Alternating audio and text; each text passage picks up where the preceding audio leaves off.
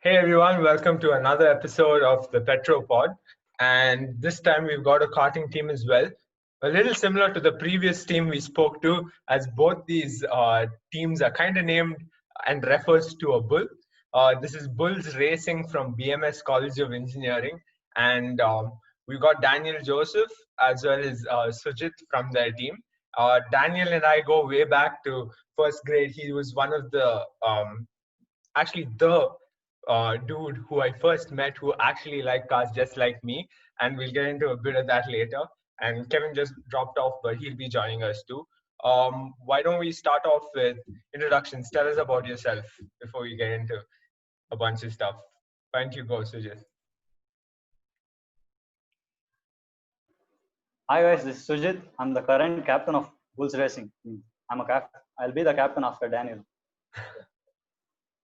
Awesome. Yeah, hi guys, hello viewers. I'm Daniel, so I'm the, you could say, outgoing captain. I was the captain for 2019-20, and Sujith will be the captain next. So awesome. Nice to be a part of this meeting. Cool, awesome. So yeah, that's Kevin, and I'm Sasha. Just for context. Before we get into Bullz Racing, what are y'all up to, like quarantine? Something I didn't take into consideration when I spoke to the previous team was y'all actually have like competitions coming up, or like operations need to run as a team, right? Like, is there a couple of operations that had to have had run during this time, and how are y'all like managing that? Yeah, we are working on the organization of the next year's team, like the team structure and stuff. And also we are working on FSEV, which is the electrical vehicle conceptual competition. It will be in July, so we are working on it. I saw that recent post where y'all are actually recruiting a lot of people, like you said. Is the nitty-gritty of building an electric karting vehicle compared to the one you already have built going to be different from a team's perspective? Like, won't the same individuals be able to do the same job again? We aren't actually recruiting. We are just looking out for funds, actually. Oh, okay. Yeah. Yeah. For now, we are using the combustion team only to work on the electrical vehicle. Okay. Yeah, makes sense. That's what I was thinking. Cool. That's like a first step that's your first step towards the electric side of things, I'm guessing. Yeah. We have electric people too. Yeah. Cool. Yeah, there you go.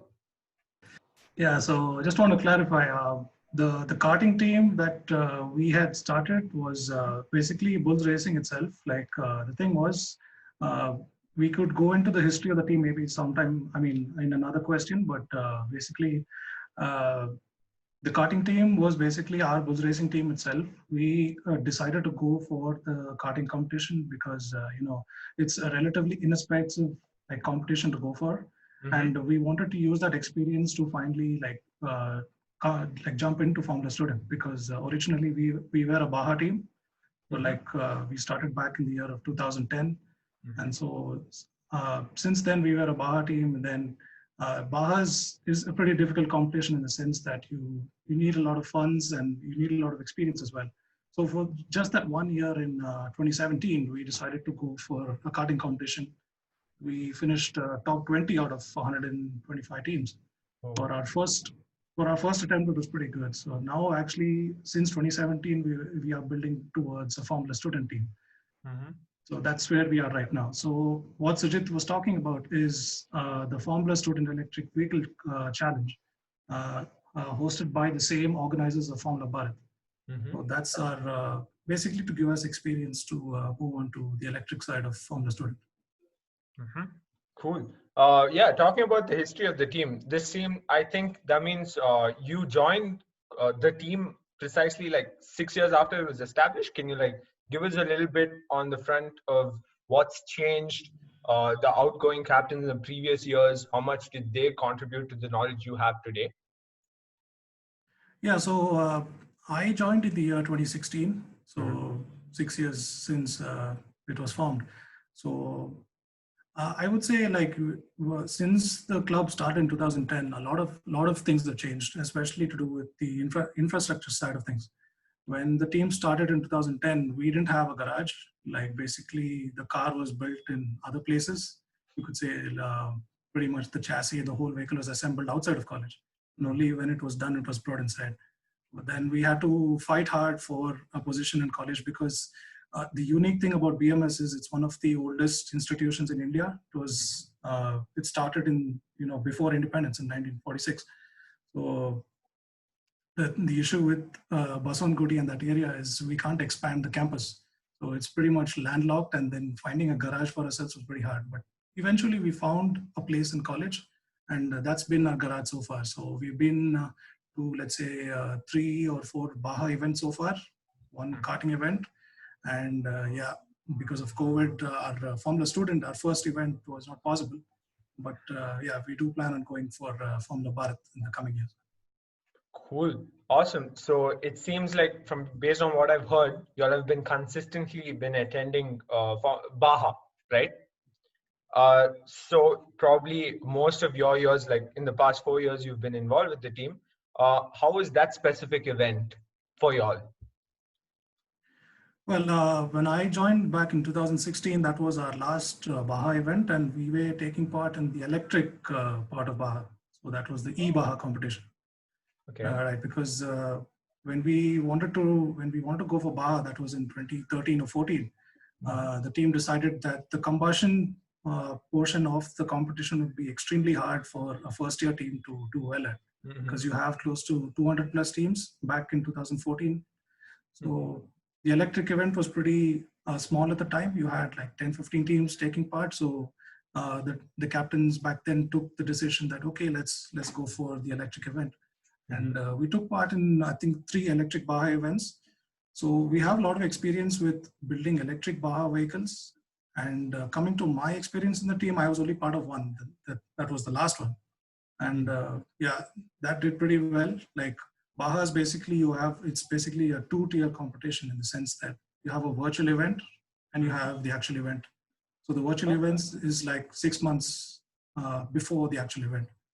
Okay. The virtual event is basically the team goes and presents their design, what is their manufacturing process, what is their manufacturing plan, how are they going to sell this idea of an off-road vehicle to the customer. And then the actual event is where they go to the event, which is held in usually in Madhya Pradesh. There's an off-road area there. So that's basically my 4 years. I had experience with pretty much everything.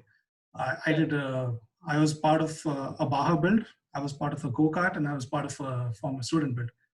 So I was in that transition point between us changing our objectives, basically. So it was pretty interesting, my 4 years at the team.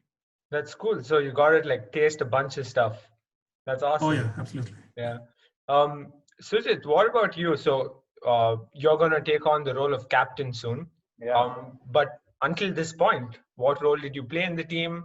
And, how did you even join the team in the first place? Yeah, how I joined the team was actually funny. I don't want anyone to take it as an example.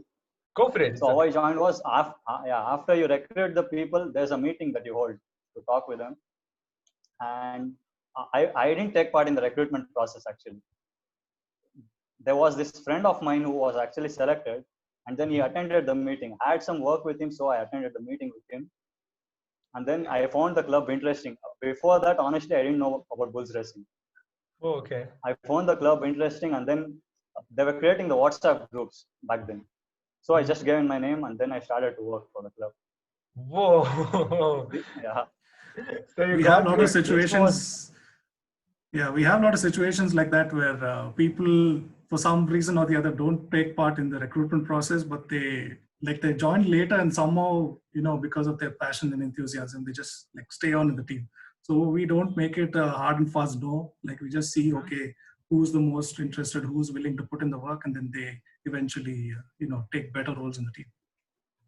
That's super cool, dude. That's super cool because that gives a little bit of space to mess around, and even Sujith's story, it's hard to believe. That's crazy, truly. So yeah, what about the role you played in the team till now? Yeah, the go-kart event that Daniel told you about, it was before I joined in 2017. So I have not actually been a part of any competition, but I've been taking part in the manufacturing process of the current car.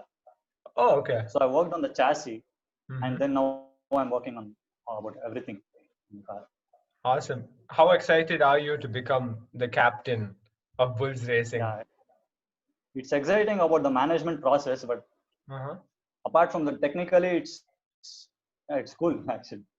You have to do a lot of homework on the technical side. Then seems like it. Yeah. You need to know about every subsystem. It's not like the role of a subsystem head that you have to know only the stuff related to that subsystem. You need to know everything, also the management part of it, to talk to sponsors. And stuff. So it's a lot of responsibility. I'm sure. Yeah, I think that's something I realized very recently because I think I saw a video on your Instagram page where one of the members of your team handled the finance part as well. So an engineering college where there's actually members who handle finance, and I'm pretty sure they're like a different team to handle all the partnerships you'll have, the advertising and the funds that come in. What about over to competitions, right? Like I'm sure y'all have been involved like in a bunch of, like y'all just said, you're involved in a bunch of competitions. Which one competition stood out for the team? Like it was really nerve-wracking, and maybe y'all won, or maybe y'all placed in a convenient position, or maybe y'all didn't. Like give us a little idea of what went down on the one competition which mattered a lot for the team. Yeah, so I think I can talk about the karting event that we went to because that's the one that was like really fresh in my mind. So like basically any engineering competition like Baja or a karting event or Formula Student, it's essentially you have two events on the day, like those 4-5 days. You have a static event and a dynamic event. Statics is where you present your engineering design, your cost reports, your business plan. And then the dynamic events is where the car actually goes on tracks and you test your braking, acceleration, and all of those capabilities. So to get to the dynamics event, there's something called TI or technical inspection, where all the vehicles are scrutinized and they have to pass that event to be like safe enough to go on track and make sure that you don't endanger people on track. And that is actually the most like hardest part of the event, trying to clear TI. Many teams, almost half of the teams that come to these competitions usually don't clear TI. So they can only take part in the statics, but their car will not be cleared to take part in the dynamic events. So, and since that was our first event, we were pretty, pretty cautious that, TI was going to be very hard for us. And so basically TI is you have the scrutineers in a bay and each team rolls up with their car and then the scrutineers scrutinize the car. And if you don't pass in that particular instance, you're sent back. So if you are to come back in line, it could take anywhere from 20 minutes to the whole day, maybe 2 days, maybe 3 days. And then the TI is not like unlimited, right? You have to finish TI like within the time frame. So our cart basically couldn't clear in the first two events, and we were frantically trying to adjust things there on the fly to eventually get there. And I think that was the best portion of the competition in terms of, okay, you have a problem here, you have to problem solve on the fly. Like you have a difficulty in that situation there, and that is where your leadership and all your basically your experience over the years count. I think that was, I would say, the best part of it. And eventually we did clear. We took part in all the dynamic events. So that TI event was the turning point for us in that whole competition. Cool. I think I see a couple of pictures where karting, basically the cart's like on a ramp sideways. I think that's part of the TI as well. I could be wrong. Sujith, yeah, you can answer that. Yeah, that's called a tilt test. So okay. It's where a car is tilted for 60 degrees and they check if there's some fluid leaking and also they check if the four wheels are placed on the ramp. So if you clear that, then you will clear the tilt test. Oh wow, okay. It's like what you would say. It's basically trying to simulate cornering forces. Let's say if we want the cars to clear 1.7 G of cornering force. So when you place the car at 60 degrees, you're trying to simulate that. So if the car topples, that means it's not designed to go over 1.7 Gs, hence unsafe for the competition. Hence, you don't clear TI. Makes sense. I think that's the most frequent photos I see on Instagram of multiple karting teams all over India. They're on the tilt test and they're like, oh yeah, we finally passed the tilt test. Um, Speaking of the technical side, Kevin's our technical expert in Roadrunner Racing Co India, and I'm pretty sure he's got something to mess with your brains. Yeah, hey guys. I'm actually a bit new to this karting thing, so please forgive me if I'm somewhat wrong in asking any of these. But how do you guys go on, building the chassis of the kart and stuff like that? Do they give you specifications or regulations or anything as such, or you guys free to do whatever you want? Yeah, so basically all these competitions have something called the rule book. It's the same for Formula One, it's the same for grassroots level motorsports as well, and for these competitions as well. So a rule book is basically you have all the guidelines required within which you have to build the car. So the chassis, there is restrictions on length, width, height, what tubing you can use, what are the dimensions for that. But beyond that, it's left up to the students to decide how they want to design the chassis. But eventually, once you do design it, you have to meet certain requirements, either in terms of structural requirements, in terms of, okay, if I were to load this chassis 3 to 4 times what the driver would be sitting on it, then it should be able to survive those impacts. It should be able to survive impact loads. You have so many scenarios where the chassis has to basically pass all of those. That's how the rule book helps, and that's where the creativity of the students lies as well. Oh, that's nice. So I also take it that the rule book states where the engine has to be placed also?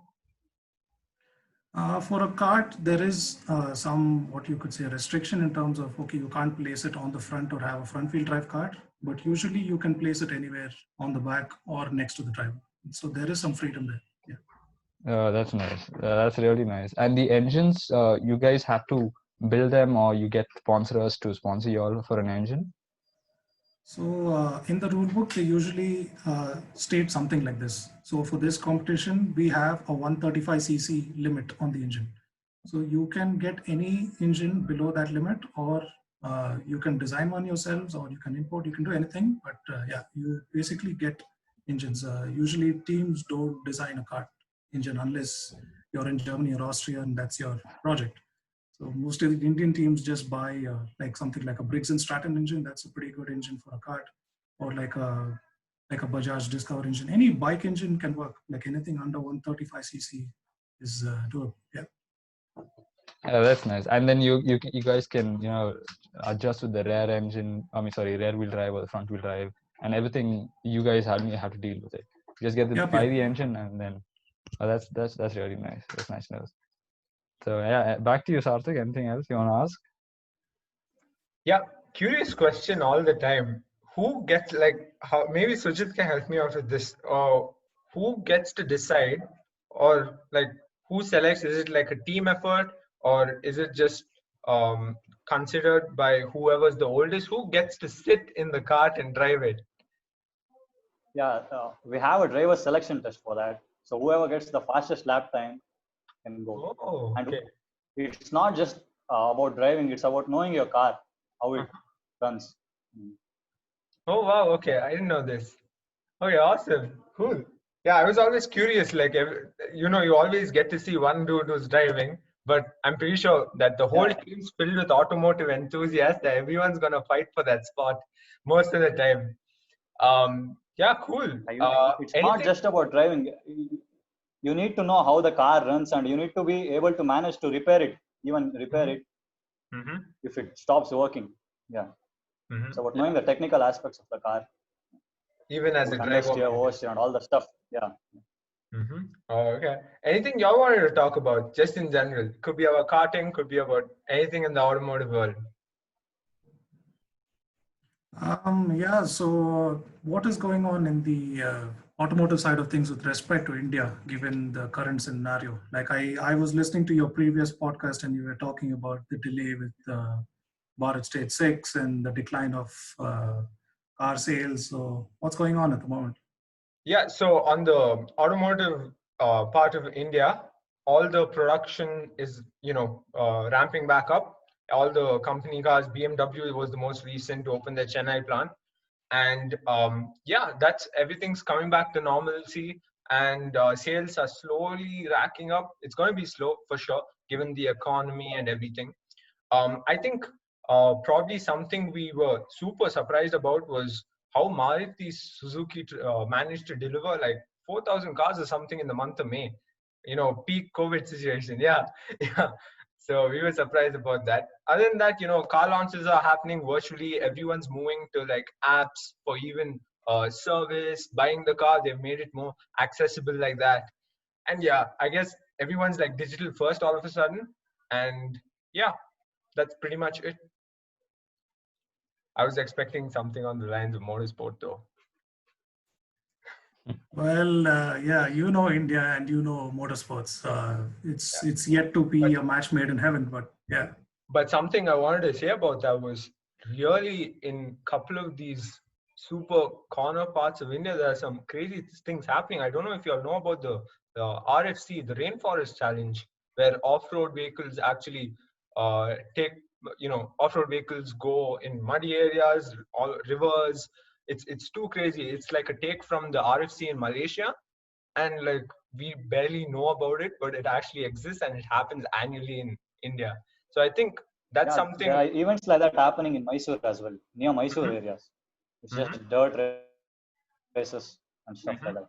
Yeah, so there are so many motorsport events happening in pockets of India. The only issue is there's no coverage, right? Like the access to information is very difficult here in our country for some reason on the motorsport front. Like it was really cool when Jean Todt came on and made that video about X1 Racing League, if you all know about it. And he said that there's like 10 million fans in India. But where are the 10 million fans, right? It doesn't seem like there are 10 million fans in India. So I guess it's just about, access. There aren't many pages. There aren't many videos or live footage going around about the motorsport scene in India. So that's why. Apart from that, what about Formula One? Yeah, go for it. Yeah, I think like motorsports is still sort of a niche thing here. I think with some good exposure from like certain companies or with the likes of what you guys are doing. So I think that will improve, because I know that there are a lot of events like going on, but they're restricted to places like Coimbatore, Chennai, and a few places like that. Rally events, Formula BMW. There are so many things going on, and even the sim racing side of things are really improving in India, because I tried taking part in a lot of the events that was going on the last few months. Not the X1 Racing League, but there was the Ultimate E. That was one channel that they started their own sim racing competition. Then there's INR Racing. So I've been getting into sim racing for the last few years through Gran Turismo, and also it's good to see a lot of Indian drivers taking part. And the funny thing was, or maybe not the funny thing, the greatest thing was in one of the competitions, I think Ultimate E, they had Narayan Karthikeyan and Arjun Maini. They had both of them in the taking part in the event. And so the best driver from that event, his name is Amit Kuti. He is a 16-year-old. So he's got the chance now to race in the Rotax kart series, and also like have a test day with Narayan Karthikeyan's academy. Whoa. Yeah, so basically it's good now that that situation is starting where karting as well as sim racing can be sort of considered as a feeder series for racing drivers and into motorsports as well. So that's great. Yeah, for sure. Like people like Narayan Karthikeyan, who's like reached Formula One, actually coming back and bringing up all these kids who 16-year-old. I think I read about it, like multiple media agencies actually reported it. That was pretty cool. And also Narayan Karthikeyan and a bunch of other drivers who raced for us internationally commentate in that Indian esports racing league or something. That's happening. So yeah, it's crazy how the esports scene is growing as well in India. One can only hope that the whole motorsport community actually eases up, like even in terms of attitude, right? I think we're a little too proud of the fact that we know a bunch of stuff about cars. I think that still exists a little, and that's kind of limits for all the newbies who don't know anything but want to learn, right? So yeah, that's something we can only hope for. I was also going to say, in terms of, in India, like a lot of the college teams, like Formula student teams or Baha teams, the common issue that teams face is, because motorsports is not what you would say, it's still a niche thing, right? It's not mainstream. So let's say if a German team approaches a company and says, hey, we are a college team, we're taking part in this event, please help us. Those companies will understand, okay, these are engineering students, this is motorsports, okay, we can help them out. But in India, that level of awareness is still missing. Only the top teams, like you could say the top Formula student teams in India, the top Baha teams, only they are the ones through their exposure over the years, like companies like Godrej and all the massive companies can realize, okay, this is something serious going on. Let's try to help these guys out and compete with the likes of the Germans and the guys abroad. So I hope that scene improves so that, the sponsorship, the only reason, you could say that the Indian teams lack from the teams abroad is basically sponsorship and to an extent the design process of the car. But even that we're catching up. So, we are kind of like Force India. We are making cars with very little to no money. So once the money comes, we can compete with the likes of the Germans and the others. We're already doing that. Yeah, for sure. Like, I think recently there was this one karting team called Ashwa Racing. I think from one of the colleges, I'm not sure, RB, I guess. They actually won a Formula Hybrid competition abroad. So yeah, I found that like very intriguing. I didn't even realize that, they were that good. Because all these abroad teams are like testing in the Red Bull ring and stuff like that. So obviously compared to that, I'm pretty sure the college scene here is kind of different. Apart from what you just mentioned, that funding is one resource which affects y'all as a team. I also wanted to ask on the organization side, like the management side in the competitions, what's the one thing like Baha or Formula Student or Formula Bharat is lacking? What's the one thing y'all feel they can actually do better at? Is there anything? Yeah, Sujith, you want to answer that? Yeah, it's just the knowledge that the German teams have. Like they get it at a better age than us, and also the passion because they're exposed to motorsports more there. Yeah, so they get into racing way earlier than we get into. So they're better at our age. Yeah, that makes sense. But what I'm asking is the organizations, right? Like Baha and as well as Formula Bharat. What do you think they're like at their best? They're all the competitions they're holding is like perfectly done, perfectly navigated, or is there something they can do better at? There's some politics, of course, there in Indian. I mean, as far as I know, there's some politics involved. I shouldn't be speaking about it, but yeah. Okay. Also, the judges that come for the competitions are like the same everywhere. It's just these guys, Lord and Paxton, but it's just the organization that's differing. Yeah.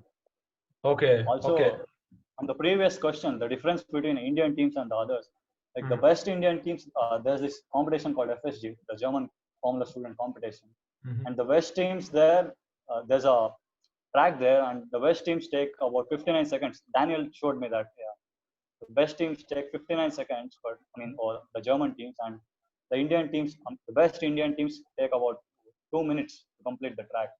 Oh, okay. Double the amount of time. A lot of way to go. Yeah, obviously R&D plays a heavy role there, I'm sure. And on that, so that was a more recent view. What about you, Danny? Is there anything you feel like, apart from the judges being the same, for sure, that's like, according to me, at least from an outsider view, if you have like different judges for different competitions, maybe that would be cool. Like I do realize that, not many people are experienced in our country to be able to judge these competitions, but still. And then Sujith also mentioned politics playing a part, which is pretty much all around in any sport or competition, it's involved. But anything else? Well, to answer the question about the organizational side, I feel that's improved a lot over the years. I think Formula Bharat is, you could say, the premier engineering competition in India. Those guys, they really, handle the event very professionally.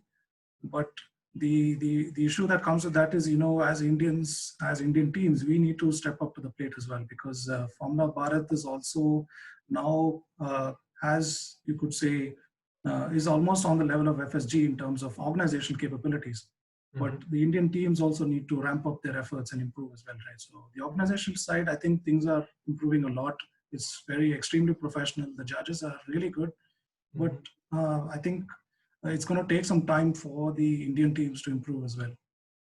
I think something that could be the factor there is colleges putting their time and effort to actually, give the teams their space and support to actually grow. Could that college be? College management, yeah, sorry. College management is a huge part of that process, because if you don't have the support of your college, it makes things a lot more harder. I know of a lot of teams, when I went for the karting event, a lot of teams usually they don't have the say-so of the professors or the management. They're out of pure passion.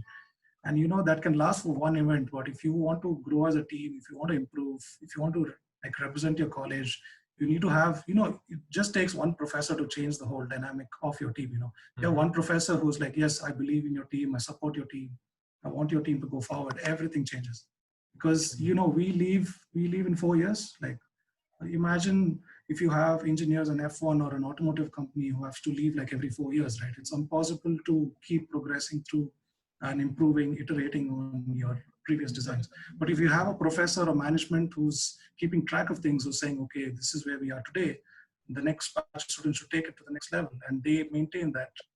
I think that's what we need right now. I think that will basically change the whole scope of Indian teams. And yeah, I look forward to that. For sure. Moving forward, Sujith, maybe you can tell me, what about your team, right? The team you're taking over. Are you confident you'll be able to perform just like the way Bullz Racing has in the past couple of years in these competitions? Or are you actually eager to see, I think in September you'll have a bunch of new joinees, right? Yeah, so I just wanted to know, are you confident you can perform at the same level your predecessors, leaving the team in, or do you think a whole restructuring process will actually take place? Yeah, the process will surely take place. I mean, with new people incoming to the team, it will take place. But I'm sure the juniors, the team I have, I've been exposed to this better than we were. So the team will be better than the current team we have. Makes sense. Yeah. Daniel's batch, the seniors were very knowledgeable. So they helped us a lot to grow technically. Yeah. So they've passed that knowledge on to you. That's good. That's great to hear. I can add to that, because when we have alumni meetings, the guys from the older batches, basically they tell us the same, from their experience, they say that the team was improving year by year, according to them, because they had it worse, there were less people, the garage wasn't there, so things are improving. It's just that, when we take our personal experience, we feel that, things aren't moving as fast as we want to, we would want in our 4 years time, we want to take the team from, let's say, a top 10 team to winning the competition, which usually never happens. It takes longer than that. So, but there is a natural progression. And I think if you would take the team from 2010 to now, we have improved a lot. So that's what we hope to continue as well. Any word of advice, or maybe just your point of view, something that you didn't see when joining the team? Each one of y'all can answer this. When joining the team, you didn't expect something, but it was it was actually a huge part of the team and the competition and being part of this karting team that you encountered that you want to share with someone who's probably in the 11th or 12th grade and plan on joining the team in whichever engineering college they join. Yeah, so a common issue that happens with the freshers, right, who enter college, they think that a team like this is restricted to mechanical boys and girls, which is completely wrong. Because we have people from all branches, even from computer science, information science, civil, we have all, it spreads over, and it's not because they don't have the technical knowledge to be a part of the team. It's more to do with what you're studying in your courses, you can apply in the team as well. A computer science guy or an electrical guy can use his knowledge to work on the ECU to make a custom steering wheel with a programmable LCD display, there's infinite amount of possibilities for anyone, like any batch to join. And it's more to do with what passion you have, what interest you have. What I've noticed over the past 4 years is, so basically, let's say we have 100 people joining the team for an example. So 50 of them will realize I was not meant for this.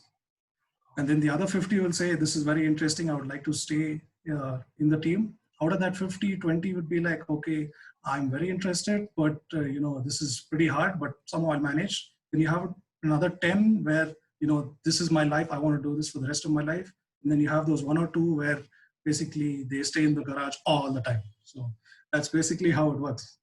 And and it's good for both sides, right? Even if once you join the team and you realize, okay, this is not an environment or an industry where I don't want to work in, it's good. It's a good learning process, right? You would rather have that experience than not be a part of the team and make that choice. Exactly. Yeah. So that's the good part about all these teams. I'd also like to add that motorsports is not just for men. Sarthak, if you had seen the previous video on our Instagram page, you would have seen management telling that she didn't want to join the club in the first year because she doubted if she would fit in with a club of 50 boys. So after she came in, she liked it. So it's not just for men. Motorsports is for everyone, and it is the stereotype in Indian motorsport that's existing. That's a really good point. I think a lot of both men actually have that stereotypical mindset, and a lot of women hold themselves back too.